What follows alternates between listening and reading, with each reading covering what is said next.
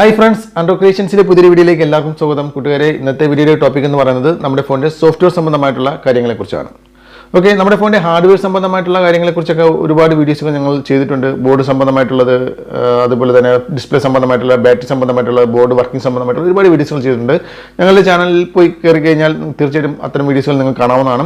അപ്പോൾ ഇന്നത്തെ ടോപ്പിക് എന്ന് പറയുന്നത് സോഫ്റ്റ്വെയർ സംബന്ധമായിട്ടുള്ളതാണ്. കാരണം സോഫ്റ്റ്വെയർ സംബന്ധമായിട്ടുള്ള ഒരുപാട് ഡൗട്ടുകൾ ഞങ്ങളുടെ പല വീഡിയോസുകളുടെയും താഴെ കമൻറ്റായിട്ടും അതുപോലെ തന്നെ ഇൻസ്റ്റയിലേക്ക് നമുക്ക് ചോദിക്കുന്നുണ്ട്. സോഫ്റ്റ്വെയർ സംബന്ധമായിട്ടുള്ള ഇഷ്യൂസുകൾ, അതായത് പലരും ചോദിക്കുന്ന ചോദ്യമാണ് സോഫ്റ്റ്വെയർ ചെയ്യുന്നതിന് എത്ര രൂപയാവും, ചിലർ സോഫ്റ്റ്വെയർ ചെയ്യുന്നതിന് വേണ്ടി ഷോപ്പിൽ കൊടുക്കുമ്പോഴത്തേക്ക് 2000-3000 രൂപയൊക്കെ ആവുമെന്ന് പറയുന്നത്, അതൊക്കെ കറക്റ്റാണോ, അത്രയാകുമോ, അതുപോലെ തന്നെ നമുക്ക് സ്വന്തമായിട്ട് സോഫ്റ്റ്വെയർ ചെയ്യാൻ സാധിക്കുമോ, അല്ലെങ്കിൽ സോഫ്റ്റ്വെയർ ചെയ്യുന്നതിന് മുമ്പ് നമ്മൾ എന്തൊക്കെ ശ്രദ്ധിക്കണം, അങ്ങനെ പല ഡൗട്ടുകളും പല കാര്യങ്ങളും സോഫ്റ്റ്വെയർ സംബന്ധമായിട്ട് നമുക്ക് നമ്മുടെ പല വീഡിയോസിനും താഴെയായിട്ട് ഞാൻ നേരത്തെ പറഞ്ഞതുപോലെ കമൻസ് ആയിട്ടും ഇൻസ്റ്റയിലൊക്കെ നമുക്ക് വന്നിട്ടുണ്ട്.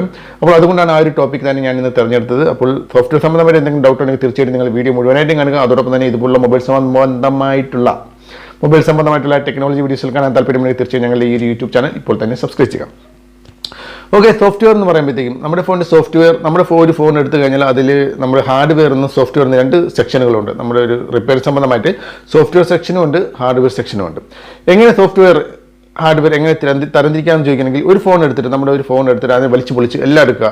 മറ്റേ ഡിസ്പ്ലേ, ബാറ്ററി, ബോർഡ്, IC അതെല്ലാം എല്ലാം ഡിസ്പ്ലാൻഡ് ചെയ്തതിന് ശേഷം നമുക്ക് കണ്ണുകൊണ്ട് കാണുന്ന കാര്യങ്ങൾ, നമ്മുടെ ഒരു ഫോൺ പൊളിച്ചതിന് ശേഷം നമുക്ക് അതിൽ കണ്ണുകൊണ്ട് കാണുന്ന കാര്യങ്ങൾ എല്ലാം ഹാർഡ്വെയറുകളാണ്. അതായത് ബാറ്ററി കാണാൻ സാധിക്കും, ബോർഡ് കാണാൻ സാധിക്കും, ബോർഡിൽ ICകൾ കാണാൻ സാധിക്കും, ബോർഡിലെ പ്രിന്റുകൾ കാണാൻ സാധിക്കും, ബാറ്ററി സ്ട്രിപ്പ് കാണാൻ സാധിക്കും, ബാറ്ററി, അങ്ങനെ നമുക്ക് കണ്ണുകൊണ്ട് കാണുന്ന എല്ലാ കാര്യങ്ങളും ആ ഒരു ഫോണിൻ്റെ ഹാർഡ്വെയറാണ്. ഓക്കെ, അപ്പോൾ ഒരു ബാറ്ററിയുടെ പ്രോബ്ലംസ് എന്ന് പറയുന്നത് ഒരു ഹാർഡ്വെയർ പ്രോബ്ലംസ് ആണ്. നമ്മുടെ ഫോണിൻ്റെ ബോർഡിലെ ഇഷ്യൂസുകൾ എന്ന് പറയുന്നത് അത് ഹാർഡ്വെയർ പ്രോബ്ലംസ് ആണ്. ഡിസ്പ്ലേയുടെ ഇഷ്യൂസ് എന്ന് പറയുന്നത് ഹാർഡ്വെയർ പ്രോബ്ലം ആണ്. ഇനി ഫോണിൻ്റെ സോഫ്റ്റ്വെയർ എന്താണെന്ന് ചോദിക്കുകയാണെങ്കിൽ, നമ്മുടെ ഫോൺ പ്രോപ്പറായിട്ട് വർക്ക് ചെയ്യുന്നതിന് വേണ്ടി, നമ്മുടെ ഫോണിലെ കാര്യങ്ങളെല്ലാം തന്നെ കറക്റ്റായിട്ട് വർക്ക് ചെയ്യുന്നതിന് വേണ്ടി ആ ഒരു ഫോണിനകത്ത് പ്രോഗ്രാം ചെയ്ത് വെച്ചിരിക്കുന്ന ഫയലുകളെയാണ് സോഫ്റ്റ്വെയർ എന്ന് പറയുന്നത്. അത് നമുക്ക് കണ്ണുകൊണ്ട് കാണാൻ സാധിക്കത്തില്ല. നമ്മളത് ആ ഒരു ചിപ്പിനകത്ത് നമ്മളത് പ്രോഗ്രാം ചെയ്താണ് വെച്ചിരിക്കുന്നത്.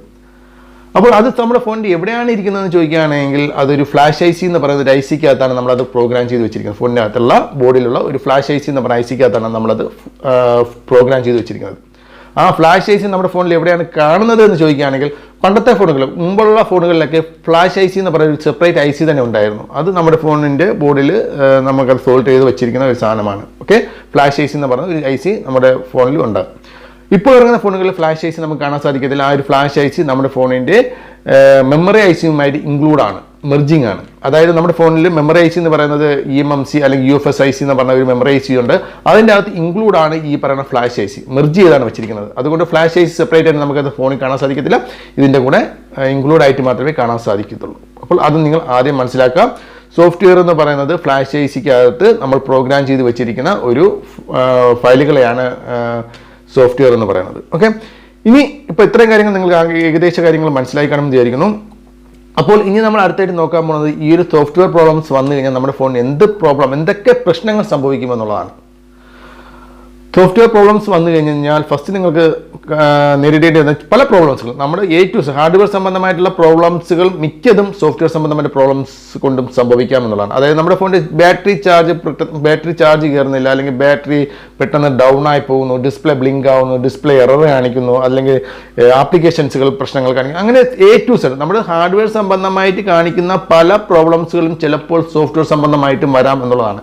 അതുകൊണ്ടാണ് പല പ്രോബ്ലംസുകളും നമ്മുടെ ചാനലിൻ്റെ കമൻറ്റ് ബോക്സിലൊക്കെ വരുന്ന സമയത്ത് നമ്മളത് ഫോണിന് ഹാർഡ് റീസെറ്റ് ചെയ്ത് നോക്കുക, അല്ലെങ്കിൽ നമ്മുടെ ഫോണിന് റീസെറ്റ് ചെയ്ത് നോക്കുക ഞാൻ പറയുന്നതിൻ്റെ കാരണം എന്ന് പറയുന്നത്, സോഫ്റ്റ്വെയർ സംബന്ധമായി എന്തെങ്കിലും ഇഷ്യൂസ് ഉണ്ടെങ്കിൽ അത് മാറുന്നതിന് വേണ്ടിയാണ് അങ്ങനെ റീസെറ്റ് ചെയ്ത് നോക്കുക. റീസെറ്റ് ചെയ്ത് നോക്കിയിട്ട് ശരിയായില്ലെങ്കിൽ മാത്രം നിങ്ങൾ ടെക്നീഷ്യൻ്റെ കൈ കൊടുത്തിട്ട് ബാക്കി ബോർഡ് ചെക്ക് ചെയ്യാൻ പറയുന്നത്. കാരണം നമ്മുടെ ഫോണിന് പല കാര്യങ്ങളും മിക്ക ഇഷ്യൂസുകളും സോഫ്റ്റ്വെയർ സംബന്ധമായിട്ടും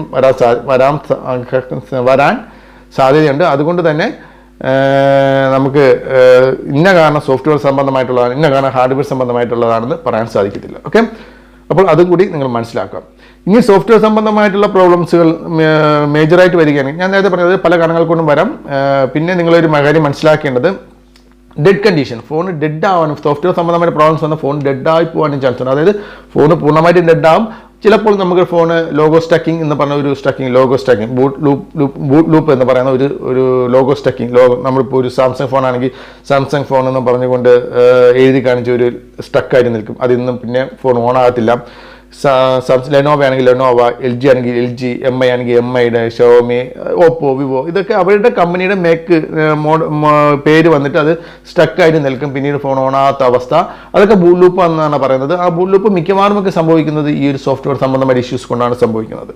ഓക്കെ, ഈ സോഫ്റ്റ്വെയർ സംബന്ധമായിട്ട് എന്തെങ്കിലും പ്രോബ്ലംസ് വരികയാണ്, നമ്മുടെ ഫോണിൽ സോഫ്റ്റ്വെയർ സംബന്ധമായിട്ടുള്ള പ്രോബ്ലംസ് വരികയാണെങ്കിൽ അത് എത്ര രൂപയാകും അത് ശരിയാക്കാൻ എന്ന് പലരും എന്നോട് ചോദിച്ചിട്ടുണ്ട്. ചിലവർ ചോദിച്ചിട്ടുണ്ട്, ചില ടെക്നീഷ്യൻ്റെ കൈക്കൊണ്ട് സോഫ്റ്റ്വെയർ സംബന്ധമായ ഇഷ്യൂസ് ആണ്, ടെക്നീഷ്യൻ്റെ കൈക്കൊണ്ട് കൊടുത്തപ്പോഴത്തേക്കും 3000-1500 രൂപയൊക്കെ ആവും എന്ന് പറഞ്ഞു. അതൊക്കെ കറക്റ്റ് ആണോ? ചിലപ്പോൾ നിങ്ങൾ ഏതെങ്കിലും ഷോപ്പിൽ കൊണ്ട് കൊടുക്കുന്ന സോഫ്റ്റ്വെയർ സംബന്ധ ഇഷ്യൂസ് ആയിട്ട് ഷോപ്പിൽ കൊണ്ട് കൊടുക്കുന്നത് ചിലപ്പോൾ 500 രൂപയ്ക്ക് 600 രൂപയ്ക്കൊക്കെ ചെയ്ത് തരും. ചിലവർ 3000 രൂപയ്ക്കും, ചിലർ 4000 രൂപയ്ക്ക്, അങ്ങനെ പല റേറ്റുകളിലും ചോദിക്കുന്നുണ്ട്. അതൊക്കെ കറക്റ്റ് ആണോ എന്നുള്ളത് കൊടുക്കും. അതിന് മുമ്പായിട്ട് വേറെ കാര്യം കൂടി ഞാൻ പറയാം. ചിലർ എന്നോട് ചോദിച്ചിട്ടുണ്ട്, നമുക്ക് സോഫ്റ്റ്വെയർ, നമ്മുടെ ഫോണിലെ സോഫ്റ്റ്വെയർ പോയി കഴിഞ്ഞാൽ നമുക്ക് സ്വന്തമായിട്ട് ചെയ്യാൻ സാധിക്കും, കമ്പ്യൂട്ടർ ഉണ്ടെങ്കിൽ നമുക്ക് സ്വന്തമായിട്ട് തന്നെ സോഫ്റ്റ്വെയർ ചെയ്യാൻ സാധിക്കുമോ എന്ന് ചിലർ ചോദിച്ചിട്ടുണ്ട്. അത് പറഞ്ഞതിന് ശേഷം മറ്റേതിലേക്ക് പോകാം. ഓക്കെ, അപ്പോൾ കൂട്ടുകാരെ, ഇനിയുള്ള കാര്യങ്ങൾ, ഇനി പറയാൻ പോകുന്ന കാര്യങ്ങൾ ഞങ്ങൾ സെക്കൻഡ് എപ്പിസോഡായിട്ട് അല്ലെങ്കിൽ സെക്കൻഡ് പാർട്ടായിട്ടായിരിക്കും ഞങ്ങൾ പറയുന്നത്. തീർച്ചയായും അതുകൂടി നിങ്ങൾ കാണണം, എങ്കിൽ മാത്രമേ നിങ്ങൾക്ക് പൂർണ്ണമായിട്ടും സോഫ്റ്റ്വെയറിനെ സംബന്ധിച്ച് പൂർണ്ണമായിട്ടും നിങ്ങൾക്ക് മനസ്സിലാക്കാൻ സാധിക്കുകയുള്ളൂ. അതുപോലെ തന്നെ നിങ്ങൾക്ക് ഇതുവരെ പറഞ്ഞാൽ എന്തെങ്കിലും ഡൗട്ട് ഉണ്ടെങ്കിൽ തീർച്ചയായിട്ടും താഴെ കമൻറ്റ് ചെയ്യുകയോ അല്ലെങ്കിൽ ഞങ്ങളുടെ ഇൻസ്റ്റാഗ്രാമുമായിട്ട് ഞങ്ങളെ കോൺടാക്റ്റ് ചെയ്യുകയോ ചെയ്യാവുന്നതാണ്. ഞങ്ങളുടെ ഇൻസ്റ്റാഗ്രാം ID ഞങ്ങളുടെ ഈ ഒരു ചാനലിൻ്റെ എബോട്ട് സെക്ഷനിലുണ്ട്. നിങ്ങൾ തീർച്ചയായിട്ടും നിങ്ങൾ കോൺടാക്ട് ചെയ്യുക, നമ്മൾ റിപ്ലൈ നൽകുന്നതായിരിക്കും. അപ്പോൾ നിങ്ങളുടെ സംശയങ്ങൾ പറയുകയാണെങ്കിൽ അടുത്ത സെക്കൻഡ് പാർട്ടിൽ, അല്ലെങ്കിൽ പാർട്ട് 2-ൽ, ഈ വീഡിയോയുടെ പാർട്ട് 2-ൽ ഞങ്ങൾ അതുകൂടി നിങ്ങളുടെ പ്രോബ്ലംസ് കൂടി ഞങ്ങൾ ഉൾപ്പെടുത്തുന്നതായിരിക്കും. അപ്പോൾ ഈ ഒരു വീഡിയോയെക്കുറിച്ചുള്ള നിങ്ങളുടെ അഭിപ്രായം തീർച്ചയായിട്ടും താഴെ കമൻറ്റും ചെയ്യുക. അപ്പോൾ ഫ്രണ്ട്സ്, നമുക്ക് സെക്കൻഡ് പാർട്ടിൽ കാണാം. ബൈ.